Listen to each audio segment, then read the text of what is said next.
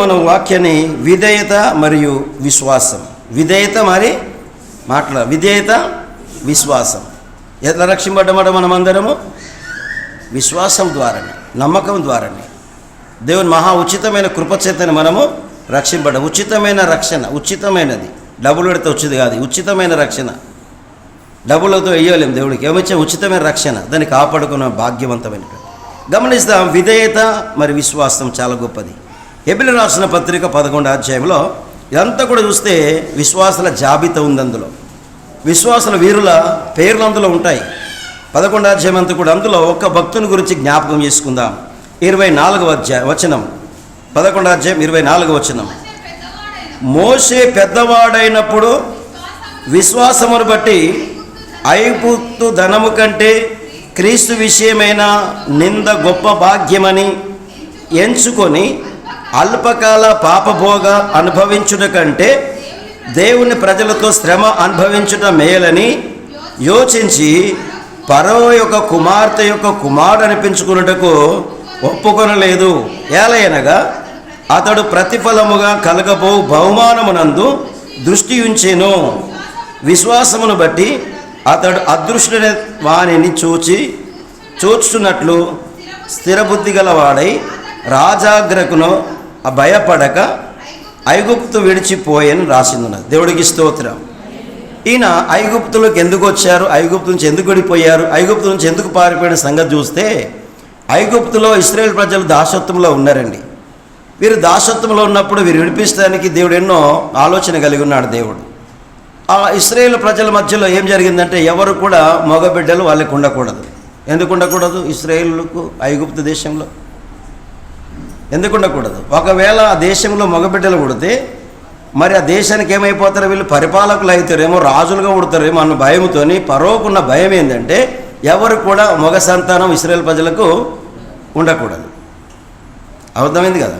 ఇశ్రాయేల్ ప్రజలకు మగ సంతానం ఉండకూడదు అని ఒక ఆలోచన కలిగి ఉన్న విధానం, ఫరో యొక్క ఆలోచన విధానం. అయితే ఏం చెప్పాడంటే, ఆయమ్మలకు దాయమ్మలకు, ఈరోజు ఆయమ్మ దాయమ్మలు నర్సులు ఇంకేముంటారమ్మా, ఆశా వర్కర్స్ ఉంటారు కదా వీళ్ళందరూ ఈ రోజుల్లో. ఆ రోజుల్లో లేవు. ఆ రోజుల్లో ఆయమండ వాళ్ళంటే వాళ్ళని పెద్ద ఆలోచనతో ఏమనే వాళ్ళు అంటే వాళ్ళను ఏమనేవాళ్ళు, మంత్రస్వాములు అనేవాళ్ళు. ఈరోజు ఆయమ్మలు దాయమ్మలు ఆశా వర్కర్లు ఒక్క పనికి 4 పెట్టారు ప్రభుత్వం. ఇప్పుడు ఇలాంటి వారికి ఎవ్వరు కూడా తెలియకుండా వాళ్ళు ఎప్పుడు డెలివరీ అవుతున్నారో, ఎప్పుడు ప్రసవిస్తున్నారో తెలియదు. ఇశ్రాయేల్ చాలా షార్ప్, పొద్దుంతా పని చేసేవాళ్ళు, రాత్రి వాళ్ళకు మరి వాళ్ళు డెలివరీ అయ్యేవాళ్ళు. మన పూర్వీకులు కూడా ఆ తాతమ్మలు, అమ్మమ్మలు, నానమ్మలు కూడా, అమ్మలు కూడా ఏం చేసేవారంటే పూర్వకాలము చాలా పొద్దుంతా పనిచేసేవాళ్ళు, సాయంకాలం వరకు ఎప్పుడు డెలివరీ అవుతారో తెలియదు. యేసు ప్రభు రాకడ గురించి కూడా అలాగే ఉందండి. పురిటి నొప్పులు ఎలా వస్తాయో బిడ్డకు, అలాంటి ఆకస్మితంగా అలాగనే ప్రభు రాకడ ఉంది, బైబిల్ గ్రంథంలో రాసిందాం. ఆ పరిస్థితుల్లో ఏం చేస్తారంటే వాళ్ళు ఎలా కనుక్కుంటారో తెలియదు. అయితే అదంతా సిస్టమేటిక్ బాగా పెట్టాడు, ఇబ్బంది పెట్టాడు. ఎవరికి ఎరగలేకుండానే ఈ మోషని పెంచడానికి తన తల్లిగారు సహాయపడింది. అప్పటిదాకా 3 నెలలు దాపరికం చేసింది. 3 నెలల తర్వాత ఏం చేసిందంటే జమ్ముపేటలో ఆ సముద్రంలో నైల్ నదిలో వాడేసింది. ఈ రాకుమారి ప్రతినిత్యము స్నానానికి వెళ్ళేది. ఇక్కడికి ఆ నది దగ్గరికి వెళ్ళేది. మీకు తెలుసు అనుకుంటా, పూర్వకాలం ఈ బావులు, ఈ బోర్లు, ఈ నల్లలు, ట్యాపులు ఏమి లేవండి. ఏముండేటివి? బావులు ఉండేటివి, నదులు ఉండేటివి, చెరువులు ఉండేటివి, కాలువలు ఉండేటిది. మరి చూస్తే చిన్న చిన్న ఒర్రెలు ఉండేటివి. వాళ్ళ నుంచి నీళ్ళు తెచ్చుకునేవాళ్ళు. పూర్వకాలం ఎంతో దూరం వెళ్ళిపోయి తెచ్చుకునేవాళ్ళు. ఒక 80, 79, 80లో కూడా మనం కూడా ఇక్కడ దాకా వెళ్ళిపోయేది, చెరువు కిందకి వెళ్ళిపోయి తెచ్చుకునేది నీళ్ళు.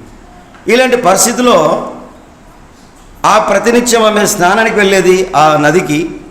దాంతోపాటు తన యొక్క చేదోడురాలుగా వాదోరాలుగా మోషే గారు అక్కనే వెళ్ళేది. ఆమె యొక్క స్థితిలో చూసినట్టయితే ఇక్కడ మోషే ఆ సముద్రంలో ఆ నదిలో ఏడుస్తూ ఉన్నాడు.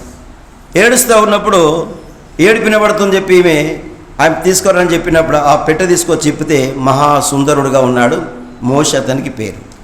ఈ మోషేను ఏం చేశారంటే కొంచెం పెరిగి పెద్దవాడవుతున్నాడు. పెరిగి పెద్దవాడవుతున్నప్పుడు ఒక సంఘటన జరిగింది వారి జీవితాల్లో. ఆ సంఘటన ఏమిటి అంటే, ఇశ్రాయేలీయుడు ఐగుప్తులిద్దరూ కొట్లాడుకుంటున్నారు. అర్థం చేసుకోండి, ఇక్కడ ఎవరెవరు కొట్లాడుతున్నారు? ఇశ్రాయేలీయుడు, ఐగుప్తుడు ఇద్దరు కొట్లాడుతుంటే ఈయన ఏమన్నాడంటే, మీరు మానుకొని రావు, కొట్లాడుకోవద్దు, మనం గోసులాడొద్దు అని చెప్పారు. సరే ఇద్దరు అలా చెప్ప కూడా ఆగకుండా ఏం చేస్తారు, ఇద్దరు కలిసి ఏం చేశారు, ఈ మోషే ఈ ఇశ్రాయేలుడు ఏం చేశాడంటే ఇద్దరు కలిసి ఐగుప్తునని చంపేసి ఏం చేశారు, ఉసుకలు పాతి పెట్టారు. సేమ్ సిస్టంలో తెల్లవారు ఇద్దరు కూసులాడుతారు. ఎవరెవరు, సహోదరులు కొట్లాడుకుంటున్నారు, ఇద్దరు సహోదరులు కొట్లాడుకుంటున్నారు. ఈ విషయాన్ని మనం కొట్లాడుకోవద్దు బాబు, మంచిగా ఉండదని చెప్పేసి మోషే గారు సర్ది చెబుతుంటే ఆ మాట అయినాక ఇంకా ఎదుటి వ్యక్తి ఏమన్నాడంటే, నిన్ననేమో ఐగుప్తుని చంపి ఉసుకలు పాతి పెట్టారు, ఈరోజు నన్ను చంపి మీరిద్దరు కలిసి చంపెడతారా అని చెప్పి మాటకు ఏం చేశారంటే అక్కడి నుంచి మిద్యానికి పారిపోయాడు. మిద్యాన్లు ఎవరున్నారు, వాళ్ళ మేనమామలు ఉంటారు మిద్యాన్ దేశంలో. మిద్యాన్ దేశంలో మేనమామలు ఉంటారు. అక్కడంతా విలువిద్యలు నేర్చుకున్న తర్వాత మళ్ళీ ఐగుప్తుకు దేవుడు పంపించాడు. ఇది అందుకే ఎందుకంటే మోషే పెద్దవాడైనప్పుడు, అంటే చిన్నప్పుడు అక్కడ ఉన్నాడు, పెరిగి పెద్దవాడైనప్పుడు ఎందుకు తప్పిపోయాడు, ఎందుకు పారిపోయాడని చూస్తే మోషే ఒక చిన్న సంఘటన జరగడం ద్వారా అక్కడ నుంచి ఐగుప్తు నుంచి వెళ్ళిపోవలసి వచ్చింది. ఐగుప్తు నుంచి వెళ్ళిపోయిన తర్వాత ఆయన మళ్ళీ తిరిగి అన్ని విద్యలు నేర్చుకున్న తర్వాత మళ్ళీ దేవుడు ఐగుప్తును పంపించి ఐగుప్తును ఇశ్రాయేలు ప్రజలు నడిపించడానికి నిర్గమకాండంలో అంతా మనకు కనబడుతూ ఉంటుంది. ఎలా నడిపించుకుంటే అంతా కనబడుతూ ఉంటుంది. అందుకే నడిపించుకున్నప్పుడు, ఎందుకంటే చిన్నప్పుడు ఆయన ఒకవేళ నేను ఐగుప్తులో ఆ రాకుమారి యొక్క కుమారుడు అనిపించుకుంటే ఏమైపోయేవాడు, ఇప్పుడు రాజు అయ్యేటవాడు. ఏమా పర్వకేమయ్యేటవాడు, ఇప్పుడు అయినా మన్మడయ్యేటోడు, బిడ్డ కొడుకు అవుతుండే కదా, బిడ్డ పెంచుకుంటుంది కదా రాకుమారి. పరో యొక్క కుమారుడు అనిపించును కంటే మరి ఇశ్రాయేలు ప్రజల యొక్క నిందమోసుల భాగ్యం అనుకొని ఈ పాపభోగము, ఈ ధనం అనుభవించుట కంటే, ఈ సుఖం అనుభవించుట కంటే ఇశ్రాయేలు ప్రజలతో నింద గొప్ప భాగ్యం ఎంచుకొని మరి ఆయన ఇక్కడి నుంచి పారిపోయాడు. మోషే గారు కుమారుడు అనుకుంటే మరి కుమారుడు అనుకుంటే పెద్ద రాజయ్యాడు ఐగుప్తుకి. కానీ తన ప్రజల పక్షాన ఎవరు నిలుస్తారు ఇప్పుడు అని దేవుడే మోషేని అక్కడ ఏర్పాటు చేశాడు. మన జీవితంలో కూడా దేవుడుగా ఉంటే అక్కడ ఉంటే మనకు రక్షణ వచ్చేది కాదండి, రక్షణ వచ్చేది కాదు. దేవుడే దీనుడై మానవ శరీరధారిగా లోకానికి పంపబడ్డాడు. మోషే గారు ఒక మాట అంటారు, అపోస్తల కార్యం 3వ అధ్యాయం 21వ వచనంలో ఒక మాట అంటాడు. ప్రవక్త అయిన మోషే గారు ప్రభువైన యేసుక్రీస్తు గురించి మాట్లాడుతున్న ఒక మాట, అన్నిటి కుదురుబాటు కాలం సమయం ఉంది. దేవుడు ఆది నుండి తన పరిశుద్ధ ప్రవక్తల నోట పలికించెను, అంతవరకు ఉండుట ఆవశ్యకము.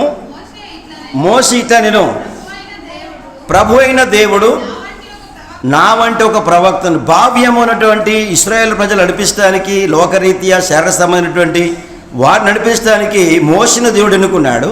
మరి ఆధ్యాత్మిక చింతన కలిగి ఆత్మలు నడిపించడానికి తన కుమారుని యేసుక్రీస్తు లోకానికి పంపిస్తున్న సంగతిని ప్రవక్తల నోట పలకబడ్డ మాట. ఎప్పుడు కొన్ని వేల సంవత్సరాల క్రితం యేసుప్రభు లోకానికి వచ్చి 2024 సంవత్సరాల క్రితమే జరిగిన సంఘటనని మనం ఇప్పుడు స్మరించుకుంటున్నాం. అయితే పూర్వకాలమే మహామౌల ద్వారా, భక్తుల ద్వారా, ప్రవక్తలు చెప్పబడ్డ మాట ఇది. అలాగే మోషేతో చెప్పిన మాట యెషయా గారితో చెప్పాడు, ఎజికేలుతో చెప్పాడు, మీకాతో చెప్పాడు.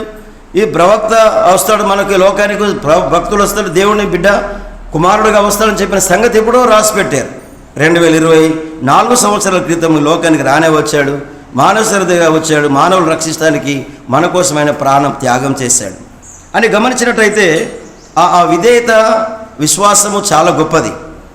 మరి మోషే గారి యొక్క విధేయత, ఆయన విశ్వాసం గొప్పది. ఎందుకు? బహుమానం నాకు ఉంది. ఎక్కడుంది ఆయన బహుమానం? కనబడుతుందా బహుమానం? చెప్పాలా? మనం ఏమనుకుంటాం, పాస్టర్కి ఎంత వాక్యం చెప్తే సందర్తుంది, కానక పెడతారు, ఇంట్లో తిరిగితే ఊరిపోతే లగ్గం చేస్తే కానక పెడతారు, ఆయనకి మంచి పాస్టర్ అయింది, మనకేమవుతుందిరా అనుకుంటారా? అనుకోరా? దేవుని సేవకుడి కంటే ఎక్కువ బహుమానం మీకు ఇస్తాడు దేవుడు. దేవుడికి స్తోత్రం. బహుమానం ఉండదని మనం పరిగెత్తాలి, బహుమానం ఉండదని నడవాలి, బహుమానం ఉన్నదని మనము జీవించాలి. నాకు ఒక బహుమానం ఉంది. మోషే అలాగే అనుకున్నాడు, ఈ లోక సంబంధమైన బహుమానం కాదు నాకు వచ్చేది. ఎటువంటి బహుమానం? దేవుని దగ్గర బహుమానం ఉన్నది. దేవుడికి స్తోత్రం. ఇది కనబడని బహుమానం ఇది. అక్కడ అంటాడు, విశ్వాసం బట్టి అతడు అదృశ్యుడైన వానిని చూచునట్లు స్థిరబుద్ధి గలవాడై రాజాగ్రహమునకు భయపడక ఐగుప్తును విడిచిపోయేను. నాకు దేవుడు ఒక బహుమానం ఇస్తాడు, దేవుడి దగ్గర ప్రజెంటేషన్ ఉంది నా దగ్గర అని ఆలోచన కలిగిన మోషే అలాగ దేవుని నడిచాడు. మరి ప్రభు యేసుక్రీస్తు గురించి మాట్లాడుతాం. నాలంటే ఒక ప్రవక్తను మీ కొరకు లోకాన్ని పుట్టిస్తానని చెప్పేసిన ప్రవక్త గురించి యేసయ్య గురించి మాట్లాడాడు. అయితే ఇదే గమనించినట్టయితే విధేయత అనేది విశ్వాసంలో చాలా ప్రాముఖ్యత. అబ్రహామును దేవుడు పిలిచినప్పుడు ఏమీ లేదు, వాగ్దానం లేదు. అబ్రహాం పిలిచినప్పుడు వాగ్దానం లేదు. ఈ వాగ్దానాన్ని లేనప్పుడే మరి అబ్రహాం దేవుని నమ్మాడు అని మనకు జ్ఞాపకం చేస్తున్నాడు. అది హెబ్రీ పత్రికలో 11:17 అబ్రహాము శోధించబడి విశ్వాసమును బట్టి ఇస్సాకును బలి అర్పించెను. ఎవడు ఆ వాగ్దానమును సంతోషముతో అంగీకరించునో ఇస్సాకు వలనదే తన సంతానం అనబడనని గలతీ పత్రికలో రాస్తా ఉన్నాడు. ఇస్సాకు వలనదే మరి సంతానం. ఈ ఇస్సాకు ఎవరికి సాదృశ్యంగా ఉన్నాడు? యేసుప్రభుకి సాదృశ్యంగా ఉన్నాడు. ఇలాగనే మోషే కూడా దేవుడికి యేసుప్రభుకి సాదృశ్యంగా ఉన్నాడు. ఇలాగ యోనా కూడా ఎవరికి సాదృశ్యంగా ఉన్నాడంటే యేసుప్రభుకి సాదృశ్యంగా ఉన్నాడు. 3 రాత్రులు పగళ్ళు ఎక్కడున్నాడు? చేప కడుపులో ఉన్నాడు. 3 రాత్రులు పగలు యేసుప్రభు ఎక్కడున్నాడు? బుగ్గలు దాచబడ్డాడు. అయితే అబ్రహాం పిలిచినప్పుడు వాగ్దానం లేదు. ఏమన్నాడు? అబ్రహామా నీ స్వదేశాన్ని నీ తండ్రి ఇంటిని మరువు నన్ను వెంబడించన్నాడు. అప్పుడు చిత్తం ప్రభు అన్నాడు. అన్ని వదిలేసి భార్య తోలుకొని ఇక్కడ వెళ్తున్నాడు. ఎక్కడ వెళ్ళలో ఆయన చూపించిన వెళుతూ ఉన్నాడు. కొన్ని సంవత్సరాలు గడిచిన తర్వాత ఆయన బయలుదేరి ఎన్నో శ్రమలు వచ్చినాయి, బాధలు వచ్చినాయి. అయినప్పుడు కూడా దేవుని విశ్వాసం వీడలేడు అబ్రహాం గారు. అయితే అబ్రహామును దేవుడు ఏమంటాడంటే విశ్వాసులకు తండ్రి అన్నాడు, మూల పురుషుడు అన్నాడు, స్నేహితుడు అన్నాడు. ఇంత పెద్ద బిరుదు అబ్రహాం గారు కలిగారు. అందుకే దేవుడితో నడవడం ద్వారా, విశ్వాసం ద్వారా, దేవుడితో స్నేహం చేయడం ద్వారా స్నేహితుడయ్యాడు, మరి మూల పురుషుడు అయ్యాడు, విశ్వాసులకు తండ్రి అయ్యాడు అబ్రహాం గారు. అది ఏమంతా చూసినట్టయితే ఆదికాండం 12 మొదటి 6 వచనంలో జ్ఞాపకం చేస్తూ ఉంటాడు. ఇదంతా కూడా రెండో పర్యాయం మరి 22 అధ్యాయంలో మన మొదటి 6 వచనాల్లో కూడా ఆయన నడవలసిన మార్గం అంతా బోధించాడు. మొదటనేమో నడవని చెప్పాడు. మరి కొన్ని సంవత్సరాలు అయింది. ఆకాశము నక్షత్రాలని సంతానం చేస్తానన్నాడు, ఇస్రాయేలుని సంతానం చేస్తానన్నాడు. అప్పటిదాకా ఎంతవరకు ఒప్పుకుంటుందండి? మనం మాట్లాడండి ప్లీజ్. 1 సంవత్సరం, 2 సంవత్సరం, 3 సంవత్సరం, 5 సంవత్సరాలు పిల్లలు కాకుండా ఏం చేస్తారు? హలో మాట్లాడాలా? ఏం చేస్తారు? విడాకుల పత్రం ఇస్తా వెయ్యమంటారు. అంటారా లేరా? మాట్లాడాలి ప్లీజ్. మూగి ఉండదు. ఏం మాట్లాడండి. ఇస్తారా విడాకుల పత్రం? ఇప్పుడు ఎన్ని రోజులకు? 3 ఏళ్ళు, 2 ఏళ్ళు, 10 ఏళ్ళు, 20 ఏళ్ళు కానీ నింటాను. ఎన్ని సంవత్సరాలు అయిందండి అబ్రహాం గారు? అమ్మ 65 సంవత్సరాల వరకు అమ్మ సంతానము లేనప్పటికీ కూడా 90 ఏళ్ళ శారా, 100 ఏళ్ళ అబ్రహాం గారికి అప్పుడు కుమారుడు ఉన్నాడు. ఈ కుమారుని కూడా ఏం చేయాలన్నాడు ఇప్పుడు దేవుడు? ఇదిగో నీకున్న కుమారు నాకు ఇచ్చేయన్నాడు. ఎంత పెద్ద పాపం అని చూడండి. ఎంత భయంకరమైన పరిస్థితి ఎదురైంది చూడండి. నీకున్న కుమారు నాకు ఇచ్చేయండి. మనం ఏం చేస్తాం ఇప్పుడు? అమ్మా పిల్లలు ఎందుకు అనుకుంటున్నాం మనం? మన భవిష్యత్తు మన ఓళ్ళు చూస్తారు, ఓళ్ళు గంజి పోతారు. మా భవిష్యత్తులో ఇంకటోడు, నా భవిష్యత్తు వారసత్వము. ఎస్ మంచిదే. ఎందుకు? దేవుడు కూడా పిల్లలు కావాలి. అయితే విశ్వాసమునందు అబ్రహాం నడుస్తూ ఒక రోజున అతడు ఏం చేశాడంటే 22 అధ్యాయంకి వస్తే ఏం చేయడం? గాడిద గంత కట్టించాడు. కట్టెలు, నిప్పు, నీళ్ళని తీసుకొని బయలుదేరి ఆ కొండ దగ్గరికి వెళ్ళాడు. నేను చూపించే కొండ దగ్గరికి వెళ్ళన్నాడు.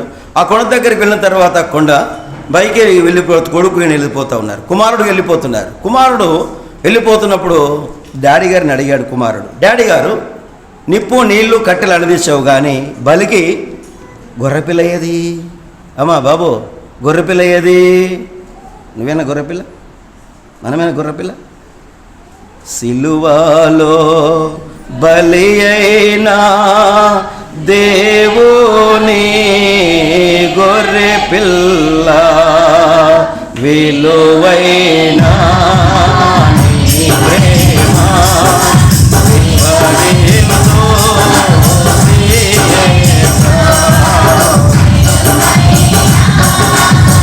వివరిందో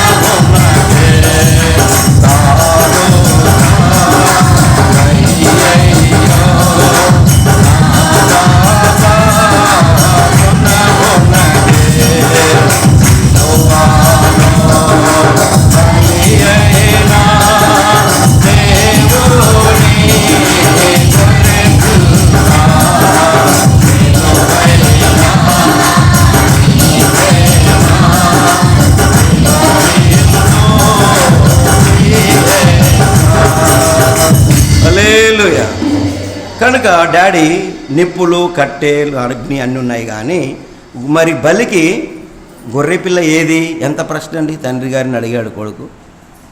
అప్పటికి కూడా తండ్రి గారు ఏమంటున్నాడు తెలుసు, దేవుడు చెప్పాడు, ఏమని నీ కొడుకు నాకు ఇచ్చే అన్నాడు. ఈ విషయాన్ని కొడుకు మాత్రము చెప్పట్లేదు. ఈ విషయం తన మనసులో పెట్టుకున్నాడు. ఎట్లయినా కొడుకుని ఇమ్మన్నాడు దేవుడు. విశ్వాసం చూడండి అబ్రాహాముది. ఏమండి ఏమైనా ఎవరైనా ఏదైనా పని చెప్తే మనం ఏమంటాం? ప్లీజ్ చెప్పాలి, ఏమంటాం? మీ అబ్బాయికో అమ్మాయికో మన పని చెప్తే ఏమంటారు? చెప్పండి అమ్మా, నిజం చెప్పండి, అబద్ధం ఆడద్దు. చర్చి దగ్గర ఏదైనా పని ఉంది, ఏదైనా విషయం ఉంది, ఇటు రండిరా బాబు పొండిరా పిల్లలు అని చెప్తే మీరు ఏమంటారు? మీ తల్లిదండ్రులు మీ పిల్లల్ని చెప్పరాదు? చెప్పండి, నేను చెప్తాను. ఏమంటారు? రే నువ్వేంటికి ఎత్తో పని అంటే ఏమైపోతాడు? రాను రాజుగుర్రం గాడిదైనట్టు ఏమైపోతాడు? ఇక నా కొడుకు చెప్తుంటే లేడు, నా బిడ్డ ఇంటికి తింటాడు. అడిగి నేర్పు, నువ్వు నేర్పకపోయినా నీ సేవకుడి దగ్గర నేర్చుకుని అడ్డకు నేర్పకపోతే ఎట్లెత్తది వానికి ఎగిరం లేనోడు ఇల్లంతా అన్నట్టు ఎగిరం లేనోడు అయిపోతాడు. ఇక దయచేసి పిల్లల్ని పెంచట్లో బాధ్యత మీదే కాదు, సేవకుని కూడా బాధ్యతే.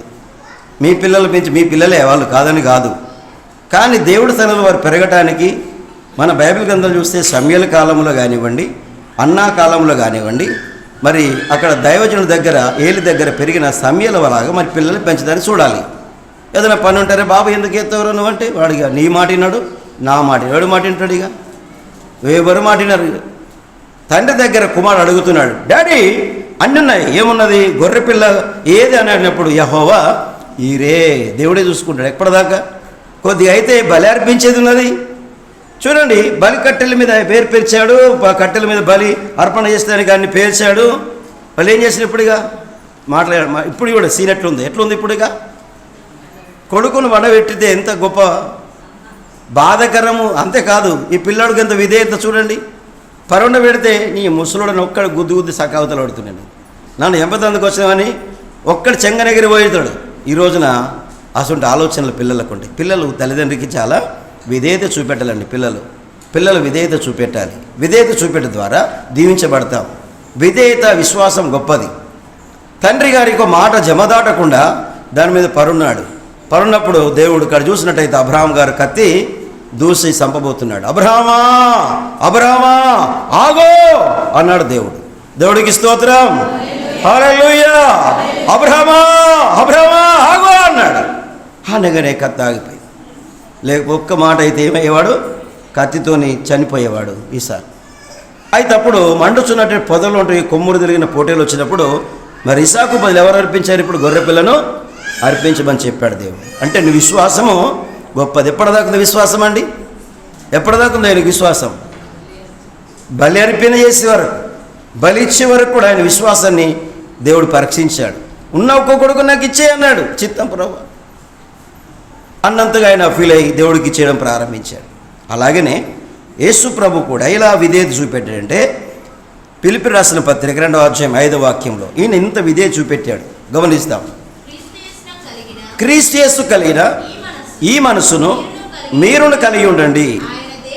ఆయన దేవుని స్వరూపై ఉండి కూడా దేవునితో సమానం ఉండుట విడిచిపెట్టకుడు భాగ్యం అని ఎంచుకోలేదు, కానీ మనుషుని పోలికగా పుట్టి దాసుని స్వరూపం ధరించుకొని తను తాను రిక్తున చేసుకునేను. మరియు ఆయన ఆకారమందు మనుషునిగా కనబడి, దేవుడు ఎట్లా కనబడ్డాడు? మనుషుడిగా కనబడ్డాడు. మనుషులు అనుకుంటున్నారు, మనిషి రీతిగా మాట్లాడుతున్నాడు, మనుషుల్లో మసులుకుంటున్నాడు, మనతో ఉన్నాడు, సహజీవనం చేస్తున్నాడు, అక్కరలు చూస్తున్నాడు, ఆపదలు చూస్తున్నాడు, సంపదలు చూస్తున్నాడు, ఆకలి కలిగి ఉన్నాడు, కలిగంజి తాగాడు, మనతోనే ఉన్నాడు, మనలాగా అనుకున్నాడు. కానీ దేవుడు ఏమైంటది? ఇప్పటిదాకా విధేయ చూపెట్టాడట. శిలువ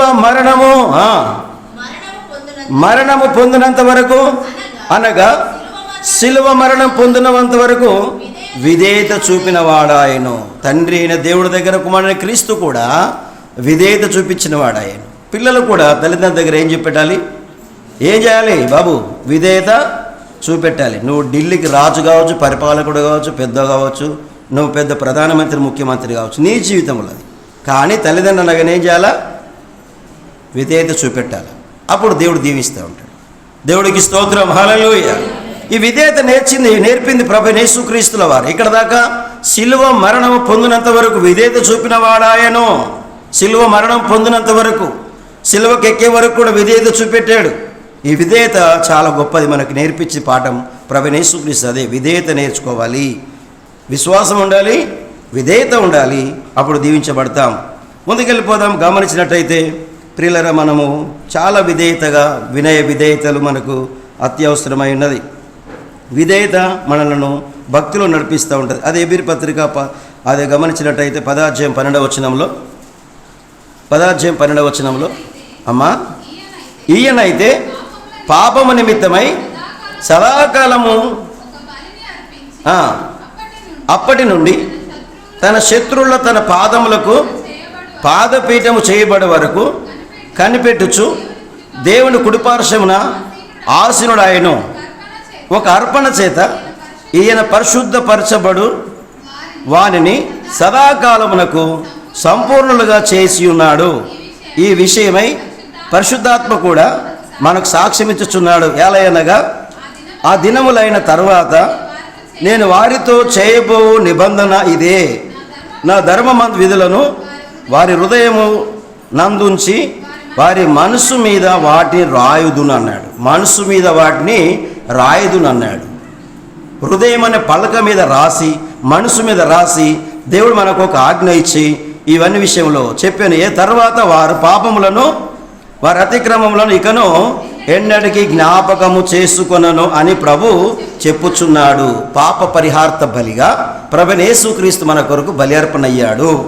అది గొర్రెపిల్ల ఏ విధంగా ఇస్సాకుకు బదులుగా గొర్రెపిల్లను అర్పణ చేశారో ఆ సాదృశ్యమే ప్రభువైన యేసుక్రీస్తు మన కొరకై బలి అర్పణ అయ్యాడు, బలి చేయబడ్డాడు, బలి ఇయ్యబడిండు. పాప పరిహార్థ బలిగా మన కోసం ఆయన శిలువ మ్రాణి మీదకి ఎక్కవలసి వచ్చింది. ఇక మనం బలిలు అర్పించవలసిన పని లేదు. ఆయన మన పాప పరిహార్థ బలి.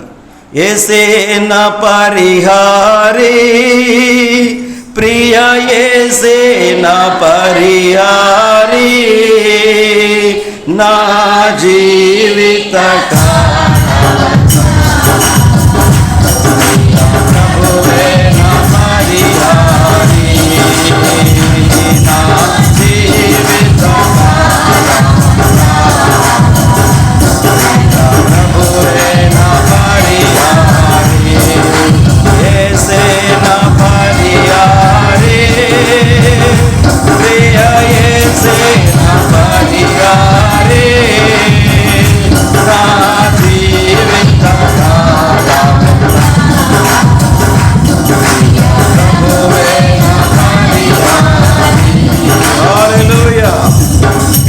నిమిత్తము పరిహారం చెల్లించాడు, రొక్కం చెల్లించాడు, ఖరీదు చెల్లించాడు, విలువ పెట్టి కొన్నాడు.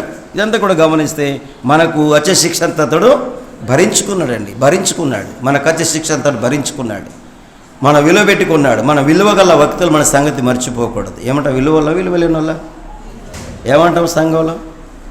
సంఘంలో రాగానే ఏమంటావు నువ్వు? నాకేమి అమ్మా మాట్లాడాల? విలువ ఉన్నది. నీవు మనుషులు ఇచ్చే విలువను గమనిస్తున్నావు. నీకు విలువ ఎంత తెలుసా? ఆయన రక్తం, ప్రాణము దానం చేసినంత విలువ నీకు సంఘంలో. ఎవరైనా ప్రాణం పెట్టారా నీకోసం? నీ తల్లిదండ్రి ఎవరైనా పెడతానన్నారా? యేసు ప్రభు నీ కొరకు నేను ప్రాణం పెడుతున్నాను, రక్తం నారుస్తున్నాను అన్నాడు. అంత పెద్ద విలువ ఇంకెవరు ఇస్తారండి? యేసయ్య దగ్గర విలువ కావాలి. మనుషుల దగ్గర విలువ ఏమీ అవసరమేమీ లేదు. విలువ కాదు, దేవుని దగ్గర ఉంది విలువ. దేవుని దగ్గర నీ ప్రతిఫలం, దేవుని దగ్గర ఉంది జీతం, దేవుని దగ్గర ఉంది నీ ప్రయాసత. నీ ప్రయాసం వ్యర్థం కాదు. విశ్వాసం నిన్ను సిగ్గుపరచదు. ఇది జ్ఞాపకం చేసుకోవాలి, ఇది గుర్తుంచుకోవాలి. విశ్వాసం గొప్పది. అందుకే విశ్వాసం ద్వారా మోసే ఐగుప్తు ధనము కంటే, పాపభోగం కంటే, అల్పకాలం కంటే నా ఇశ్రాయేలు ప్రజలతో శ్రమపడటం మేలని ఆయన ఐగుప్తు నడిచి మరి బయలుదేరి వెళ్ళాడు. పెరిగి పెద్దవాడైన తర్వాత తిరిగి మళ్ళీ ఇశ్రాయేలు ప్రజలు నడిపిస్తానికి ఆయన ద్రోహత పడ్డాడు. ఆ విధంగా యేసుప్రభుల వారు కూడా మన కొరకు ఇంత లోకానికి వచ్చి శ్రమపడ్డాడు. చూడండి, పేతురు రాసిన పత్రికలో 4వ అధ్యాయం 15వ వచనంలో, పేతురు రాసిన మొదటి పత్రిక 4వ అధ్యాయం 15వ వచనంలో మన కొరకైనా శ్రమపడ్డాడు. నరహంతడుగా కానీ, దొంగగా కానీ, దుర్మార్గుడుగా కానీ, పరుల జోలికి పోవాడుగా గాను బాధ అనుభవించకూడదు. ఎవడైనను క్రైస్తవుడైనందుకు బాధ అనుభవించినలా సిగ్గుపడక ఆ పేరును బట్టి చప్పడడం గట్టిగా హల్లెలూయా. ఏదో లోకంలో అన్ని తెచ్చుకొని మనం అనుభవించుకొని మన మీద తెచ్చుకొని నెత్తి మీద పెట్టుకొని అన్ని తెచ్చుకొని అన్ని నా బాధలు చూడు. ఎవరి బాధలు? యేసయ్య కొరకు నీకు వచ్చినాయి బాధలు. నువ్వు కలిగించుకొని తెచ్చుకొని నీవు బాధలు వచ్చినాయంటే ఎవరు వచ్చిన బాధలు? దేవుడు వచ్చాయి నీకు అవి. అది నీవు తెచ్చుకున్న బాధలు అవి అనర్దాన్ని. క్రీస్తుని గురించి మాట్లాడుతున్నప్పుడు, క్రీస్తు గురించి ఇబ్బంది పెట్టినప్పుడు అది బాధాకరమైన విషయం. దేవుడు చూసుకుంటాడు దాన్ని. దేవుడికి స్తోత్రం. అందుకే ఇక్కడ బాధలను మరి బాపటానికి దేవుడే దిగి వచ్చి మనల్ని దూరం చేసి వాటిని దూరం చేయడానికి శిలువ రావడం మీద బలయ్యాడు. మీకు వచ్చిన మాట ఇప్పుడు నేను ముగిస్తానండి. ఒకసారంట గమనించినట్టయితే ఒక తల్లి కూతురు ఉండేది కదా. తల్లి కూతురుంటే తల్లి ఒక చిన్న ఇల్లు ఉన్నాడు వాళ్ళకి. చిన్నిల్లు అంటే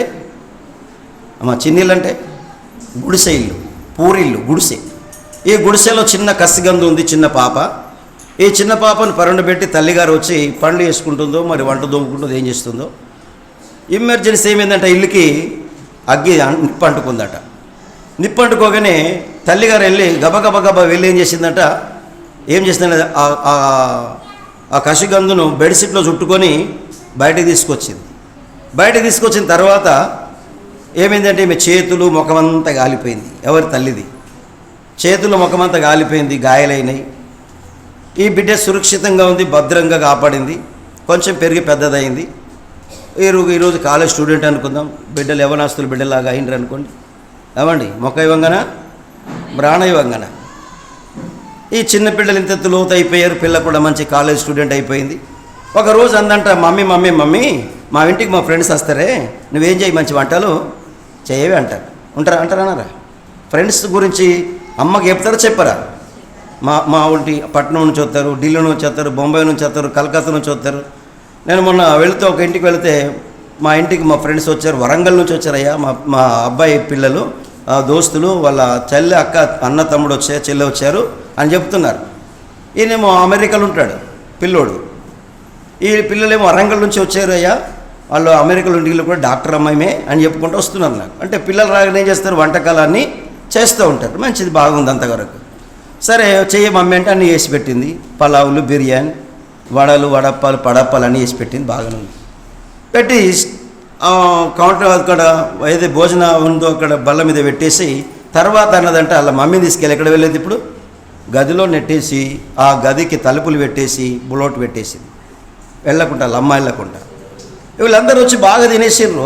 ఎంత గమ్మతో తిన్నప్పుడు. పిల్లలు ఎట్లుంటారు బాగా చెప్పండి. అంటే బాగున్నామా ఎల్లున్నారు బాగున్నారు అన్నీ మాట్లాడుకున్నారు. బాగా తినేసారు, కడపార తింటున్నారు. తినేసి ఎవరు చేశారబ్బా ఈ వంటకాలు ఉంటే నేను చేశాను, బాగలేదా, బాగుందబ్బా అని బాగా తినేసారు, కడపార తినేసారు. తినేసిన తర్వాత బేగమని బేగ తీసుకుని వెళ్ళిపోయారు వాళ్ళు. స్టాండప్ వాళ్ళు వెళ్ళిపోయిన తర్వాత వీళ్ళ మమ్మీ దగ్గరికి వెళ్ళి ఏం చెప్తుంది, డోర్ తీసేసరికి కన్నీరు మున్నీరుగా ఏడుస్తుంది తల్లిగారు. మమ్మీ ఎందుకు ఏడుస్తున్నావు నువ్వు అన్నారు. నన్ను ఎందుకు ఉంచావు ఇలా అడిగారు. నన్ను ఎందుకు ఉంచావు గదిలో అంటే, మమ్మీ చూడు నేను ఎంత సౌందర్యంగా ఉన్నా, నేను ఎంత అందంగా ఉన్నా, నేను ఎంత బ్యూటిఫుల్ ఉన్నా, నేను ఎంత చక్కగా ఉన్నా, నన్ను చూసి మా ఫ్రెండ్స్ అంతా నేనేమనుకుంటారు ఇప్పుడు, మీ మమ్మీ కాలిపోయింది, మీ మమ్మీకి గాయాలు ఉన్నాయి, మీ మమ్మీకి చేతుల వంకరలు పోయినాయి, నువ్వు మీ అమ్మనా అని నన్ను ఆశ్చర్యంగా అంటారని మమ్మీ ఇక్కడ ఉంచిన. సారీ మమ్మీ నువ్వేమనుకోకు అని బుజ్జగిస్తుందంట. కన్నీరు కారుస్తూ బిడ్డతో అనుకున్న మాట ఏంటంటే, అమ్మ ఈ నువ్వు ఇంత సౌందర్యానికి, ఇంత చక్కగా ఉండటానికి, నువ్వు ఇంత ఎడ్యుకేషన్ చేయడానికి ఎవరు కారణం తెలుసా అమ్మ? ఒకవేళ మన పరిస్థితి ఒకటి చిన్న ఇల్లు, ఒకప్పుడు చిన్న పూరిల్లు మనది, గుడిసె. ఈ గుడిసెకి నిప్పు అంటుకున్నది. ఈ గుడిసె నిప్పు అంటుకుంటే నిన్ను కదుముకొని బయటకు తీసుకొచ్చాను. తీస్తున్నప్పుడు నా బెడ్షీట్లు కాలకుండా ఉన్నప్పుడు ఈ చేతులు కాలిపోయాయి, ఈ ముఖమంతా అగ్గి అంటుకొని అగ్గి కోరువికి నేను అంతా కాలిపోయాను దగ్గరికి, ఈ అందమంతా పోయింది బిడ్డ అని చెప్తున్నప్పుడు ఆ చేతులను తీసుకొని బిడ్డ ఏం చేసింది, ముద్దాడము ప్రారంభించింది. మన స్థితి ఒకసారి ఎప్పుడు మర్చిపోకూడదు. మన స్థితి మర్చిపోవడం, ఎక్కడి నుంచి వచ్చినా మనం పరిస్థితులు ఎప్పుడు మర్చిపోకూడదు. మనం ఎక్కడి నుంచి తవ్వబడ్డాం, ఎక్కడి నుంచి చెక్కబడ్డాం. ఈ రోజున చూస్తుందా డిజిటల్ సైన్, అమ్మ బాబు వినండి, డిజిటల్ అంత బాబు ఏదో లేవలు పెరగంగానే మన సావాసం వేరు, మన భాష వేరు, మన తీరు వేరు, మన తిలేజు వేరు, మన ఆత్మీయ సంఘం మర్చిపోతావు, కుటుంబం మర్చిపోతావు, నీ స్థానిక సంఘం అంతా మర్చిపోతావు. ఎప్పుడు నువ్వు ఎక్కడ పుట్టావు, ఎక్కడ పెరిగావు, ఏ స్థితికి వచ్చావు, ఏళ్ళతో లోతు అయినావు. దయచేసి ఒక మాట చెబుతున్నా, వింటున్న సహోదరులారా, వాక్య వీక్షిస్తున్న ప్రతి ఒక్కరికి నేను చెప్పేది ఏంటంటే, మనం ఎప్పుడే కానీ మన సంఘాన్ని, స్థానిక తల్లిని ఎప్పుడు మీరు మర్చిపోకూడదు, స్థితి మర్చిపోకూడదు. లేవలంతా ఈ స్థితి రావడానికి కారణం ఎవరు? దేవుడే. దేవుడిలో నడిపించింది ఎవరు? నడిపించారు నేను? నీవు కన్నది ఎవరు? పెంచింది ఎవరు? పుట్టింది ఎవరు? ఎలా బతికేవ సంగతి మర్చిపోతే ఎలా? దయచేసి అలాగనే మనం ఎప్పుడు కూడా స్థానిక సంఘాన్ని, గురువుల్ని, సంఘ కాపరిని ఎప్పుడు మీరు మర్చిపోకూడదు సుమా. ఎందుకంటే దానివల్ల లాభం ఉండదు. ఒక ఆయన అన్నాడట, అప్పుడప్పుడు జ్ఞాపకం ఇస్తే, ఒక ఆయన పిలిచి మంచి భోజనం పెట్టి, బిర్యానీ పెట్టి ఏం చేశాడు? సూటు బూట్లు కొనిచ్చి, శబాష్ బ్రదర్ బాగున్నారంటే ఏమన్నట, డాడీ డాడీ అని పిలిచాడు. ఎవరిని చెప్పాలి? ఒక్కరోజు భోజనం పెట్టి బట్టలు కుట్టియగానే డాడీ అయిపోయాడా? మరి నేను పెంచి పెద్ద చేసి నీ ముడ్డి గడిగి మూతి గడిగి నోడెట్టు పోయిండు ఆ డాడీ గాడిగా. ఎవరు డాడీ? ఒక్కరోజు భోజనం పెట్టిన డాడీ అయిపోయాడు. ఇలాంటి పరిస్థితులు సంఘాల్లో జరుగుతూ ఉన్నాయి. నేను పెంచి పెద్ద చేసి మూతి చేసి పెద్ద చేసినోడేమో నిర్లక్ష్య పెడతా ఉంటాం. ఇది దేవుడికి మహిమకరమైన పనులు కాదు అని జ్ఞాపకం. అంతే మోసాలు అనుకుంటే ఏమైనవాడు? ఈ రోజున రాజా ఉండేది ఐగుప్తులో, కానీ నా ప్రజల సంగతి ఏమిటి? ఎస్తేరు కూడా అనుకున్నది, నా ప్రజల సమస్య ఏంటిది? మొద్దుకై అడిగాడు, అమ్మా నువ్వు రాయనయ్యా ఉట్టినేనా? నువ్వు రాయనడానికి కారణం ఏంటి తెలుసా? నీ ప్రజలను కాపాడటానికి అని చెప్తే ఏమన్నది? 3 రోజులు ఉపవాసం చేయండి, నేను సచ్చేదని అన్నది. ఎంత త్యాగశీలి! ఎస్తేరు వెళ్ళి రాజు దగ్గర వెళ్ళడానికి 3 రోజులు ఉపవాసం చేయమని, తన పనికత్తెలతో ఉపవాసం చేస్తాను, ఇశ్రాయేలు ప్రజలు మీరు యూదులు కూడా మీరు ఉపవాసం చేయండి అని చెప్పినప్పుడు 3 రోజులు ఉపవాసం చేసినప్పుడు దేవుడు గొప్ప కనికరించి రాజును మార్చేసి హామానుకొచ్చి మొర్దెకై శిక్షకు పెట్టాలని హామాను అనుకున్నాడు. హామానికి ఊరుకోమో ఎక్కాడు, మొర్దెకై గుర్రం మీద ఎక్కాడు. దయచేసి మనం కూడా మన విశ్వాసము, మరి మన యొక్క విధేయత చాలా అత్యవసరం. మోసేలాగా మన జీవితంలో ఏదో క్షణికమైనటువంటి సంతోషానికో, క్షణికమైనటువంటి భోజనానికో, కొంచెం సేపటికి వస్త్రాలకు ఏమైపోతున్నాడు? అట్రాక్ట్ అయిపోయి, అబ్బా భాష బాగుంది, మాట బాగుంది, ఆకర్షితులు అయిపోయి ఏం చేస్తున్నారు? ఈ రోజున నీ స్థానిక సంఘం తెలియదు, స్థానిక కాపరి తెలియడు, సంఘం తెలియదు. ఏం తెలిసింది నీకంతా? డిజిటల్ అయిపోయావు నువ్వు. డిజిటల్. నా అబ్బాయి చెప్తున్నాడు, ఒక అబ్బాయి మావాడు, డాడీ నువ్వు చిన్నానా, నువ్వు ఇది కొట్టాలి, ఏం కొట్టాలంటే నాకు కానుక రావాలంటే ఏం చేయాలంట? అంటే వెళ్ళట. ఏంటిదంటే ధర్మ వాట్సాప్లో పైసలు పంపాలంటే, కానుకలు వేయాలంటే చెప్పండి అమ్మా, ఫోన్పే ఇది ఒకటి అంటే ఇలా డాడీ అని చెప్తుండు మా నాన్న కొడుకు. ఎందుకు నాన్న అంటే నువ్వు ఇట్లా ఫోన్పే వస్తాయి నీ పైసలు, మేము సందేహం మీరు వేస్తామండి అంటే ఈ రోజున ఎక్కడ చేస్తుర్రు? ఎక్కడ దీన్ని ఎక్కడ బలిగడుతుర్రండి క్రైస్తవులు? మాట్లాడదాం. దశమ ఎవరికి ఇవ్వాలి? నువ్వు ఎవరికి ఇవ్వాలి దశమ భాగం? నీ కాపరికి ఇవ్వాలి. నాకు ఒక దగ్గర ఒక సహోదరి కలిసే మన చర్చికి వస్తున్నారు. అప్పుడు కొత్తగా వాళ్ళేమో అక్కడ ప్రభువల్ల వాళ్ళంతా కార్యక్రమాలు జరిగేది వాళ్ళది. భీమగల కలిసి అయ్యగారు కానుక తీసుకొని దశమ భాగం అని తెచ్చింది. ఎందుకమ్మా నాకు దశమ భాగం అని అడిగాను. లే అయ్యగారు మీకు వెళ్ళను, నాకు ఇస్తే వేరే కృతజ్ఞత కానుక ఇవ్వు, కానీ నీ దశమ భాగం ఎవరికి వెళ్ళి ఇప్పుడు నీ పాస్టర్కి ఇవ్వు అని చెప్పాను. నీ ప్రభువులు ఎక్కడ తీసుకుంటారో ఆయనకి ఇవ్వు అని చెప్పాను. ప్రభువులు ఎవరు ఇస్తున్నారు నీకు? నీ కాపర్ ఎవరు? ఆయనకి ఇవ్వు నీ దశమ భాగం, నాకు వద్దు అన్నాను. ఆ దశమ భాగం ఉంటే ఏ మాట చెప్పింది? ఆ మాట అలా కాపరికి చెప్పింది. ఆ కాపర్ని మళ్ళీ ఒకసారి భీమగల కలిసి బాగా కౌగిలించుకుని అంటున్నాడు, అయ్యగారు ఇటువంటి సేవకులు ఈ రోజున మాట్లాడండి, ఇటు ఉండండి, ఈ రోజున లేరండి. ఏం చేస్తున్నారు? నెల నిండగానే ప్లీజ్ మాట్లాడు. నెల నిండగానే ఏం చేస్తున్నారు? ఎంప్లాయీ అయినప్పుడన్నా తిరుగుతూ ఉంటారు. వాళ్ళని అవహేళన చేస్తలేను. ఇది దశమ భాగం ఎక్కడికి ఇవ్వాలంటే దేవుని సన్నిధికి తీసుకొని రావాలి, భయముతోని, భక్తితోని. నువ్వు ఏ పని చేస్తున్నావు ఆ పని లేదు, దశమ భాగం రావాలి. ఇది దేవుడి కోసం, అది దేవుడి పని, దేవుడి సేవకుడికి చెందవలసింది అది. ఇది చేయకుండా మనం ఏం చేస్తాం? చాలా వాక్యం చెప్పాడు అన్నగారు, డిజిటల్ ఫాస్టర్కి ఫోన్పే కొడతావు, నీ సేవకుని ఎండబెడతావు. నీ కష్టకాలంలో, నీ సుఖదుఖాల్లో, నీ సాగు బతుకుల్లో ఉండేది ఎవడు? నీ సేవకుడు, స్థానిక గురువు. ఇతనికి మీరు అది చేయట్లేదు. ఎవరికి చేస్తాం మనం? వీళ్ళని చూడకుండా వాళ్ళకి మనం చేస్తూ ఉంటాం. నీకు వస్తాడు, ఇప్పుడు వస్తాడు రమ్మంటే. దయచేసి ఏదో 4 మాటలు చెప్పి మీకోసం మేము ప్రార్థన చేస్తున్నామండి. మీరు ఫోన్పే మీకు కావాల్సింది మాకు వాక్యం చెప్పడానికి మీరు ఒక 10,000 పంపినట్టయితే మీ టీవీలో వాక్యం విని దీవించబడతారు అనగానే ఏంటంటే టకటక్ కొట్టి ఫోన్పై ఎత్తా ఉంటారు. అవునా కదా? మాట్లాడాలి, అవునా కదా? అది డిజిటల్స్. పాస్టర్స్ అలా ఉన్నారు. దయచేసి నీ కాపరి రాత్రి పగలు నీ ఇంట నీ పెంట ఏం జరుగుతుంది, నీ సుఖ దుఃఖాలు బాగోగులు చూసే నీ సేవకునికేమో ఎండబెడతావు. ప్రైజ్ ది లార్డ్, హల్లెలూయా.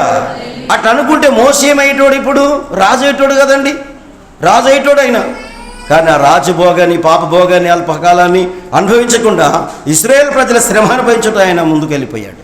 అలాగే మనం కూడా యేసయ్యను కొద్దిసేపు ఏం చేస్తున్నామంటే ఆ గదిలో బంధించినట్టు, తల్లి బంధించినట్టు బంధించేస్తూ ఉన్నాం. అలా చేయకండి. ప్రభు సన్నిధిలో మనం ముందుకు సాగిపోదాం. చూడండి, గమనించినట్టయితే ఎబ్రీ పత్రికలు అదే 17వ అధ్యాయంలో అబ్రహాము శోధించబడి విశ్వాసం బట్టి ఇస్సాకును బలి అర్పించెను. ఎవడు ఆ వాగ్దానములను సంతోషంతో అంగీకరించెనో ఇస్సాకు వలనది నీ సంతానం అనబడును అని ఎవరితో చెప్పబడినో ఆ అబ్రహాము మృతులను సైతము లేపుటకు దేవుడు శక్తిమంతుడని యోచించిన వాడై. దేవుడికి స్తోత్రం.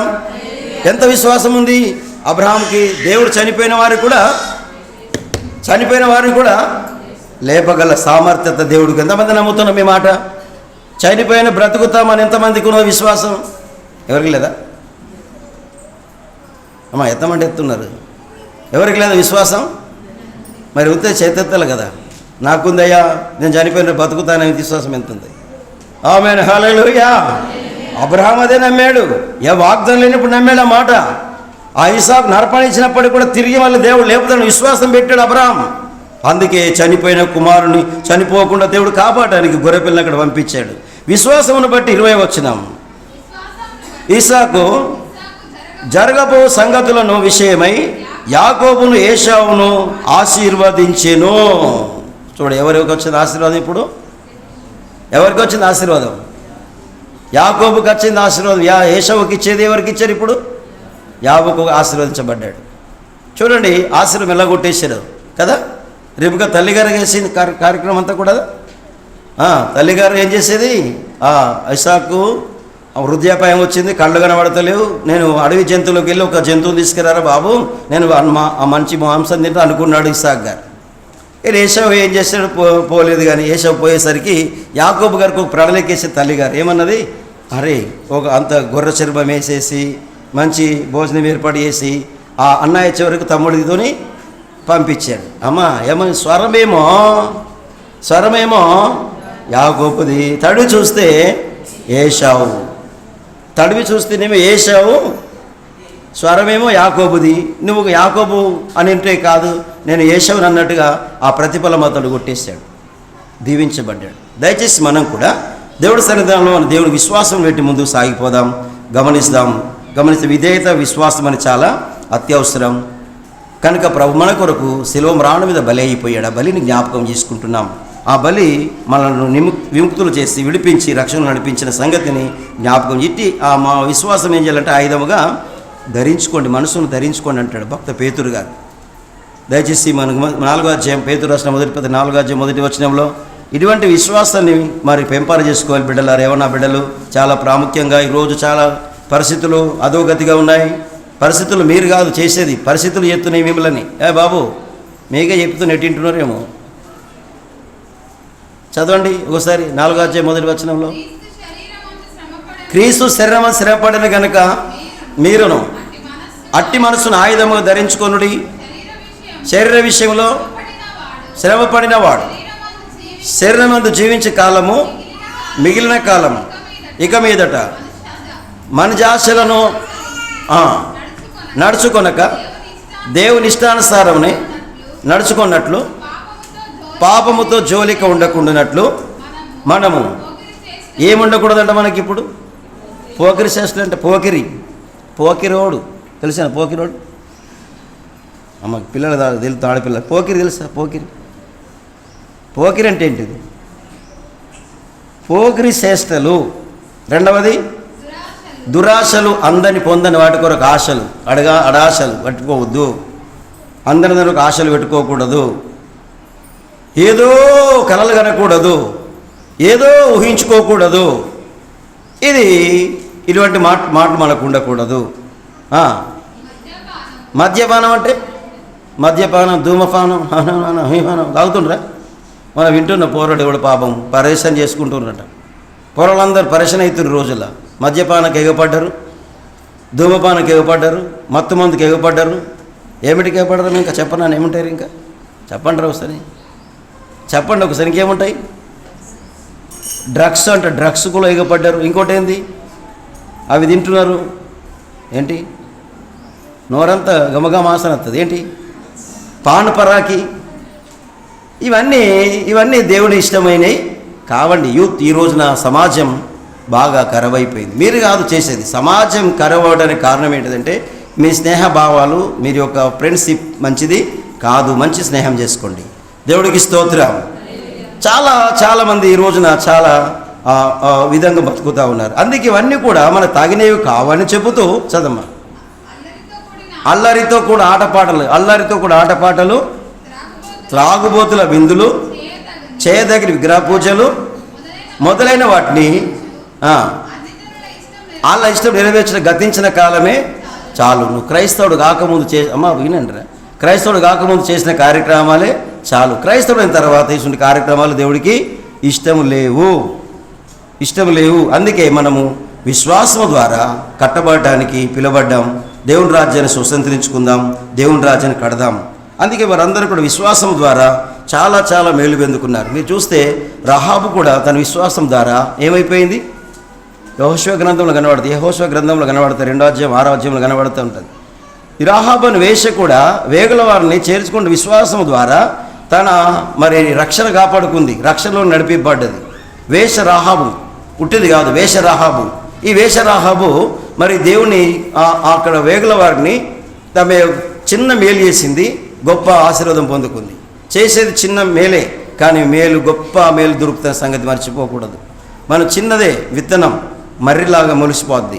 దేవుడికి స్తోత్రం, హల్లెలూయా. అదే దయచేసి అలాగే విశ్వాసం నందు నిలకడగల ఉందాం. భక్తునటువంటి మోషే గారు అన్నారు, మోషే పెద్దవాడైనప్పుడు విశ్వాసం బట్టి ఐగుప్తు ధనము కంటే క్రీస్తు విషయమైన నింద గొప్ప భాగ్యమని ఎంచుకొని అల్పకాలము పాపభోగం అనుభవించడం కంటే దేవుని ప్రజలతో శ్రమ అనుభవించడం మేలని యోచించి ఫరో యొక్క కుమార్తె యొక్క కుమారుడు అనిపించుకుంటకు ఒప్పుకొనలేదు. ఏలయనగా అతడు ప్రతిఫలముగా కలగబోవు బహుమానమునందు దృష్టి ఉంచెను. బహుమానం, మనకొక బహుమానం ఉంది. ఆ బహుమానం కొరకు దృష్టి ఉంచాలి. ఆ బహుమానం ఎలా ఉంది అంటే మన కంటికి కనబడని బహుమానం దేవుడు ఇవ్వబోతున్నాడు. కంటికి కనబడిన ఒక బహుమానం మన కొరకు సిద్ధపరుస్తూ ఉన్నాడు. ఆ బహుమానం కొరకు మన విశ్వాస యాత్రలో, ఆత్మీయ యాత్రలో ప్రభు సన్నిధికి చేరే వరకు కూడా మన జీవితాన్ని మనం ఆత్మీయ జీవితంలో ఎదిగే నిమిత్తమై మనము కొన్నిసార్లు లోకానికి దూరం కావడం అవసరం అవుతుంది.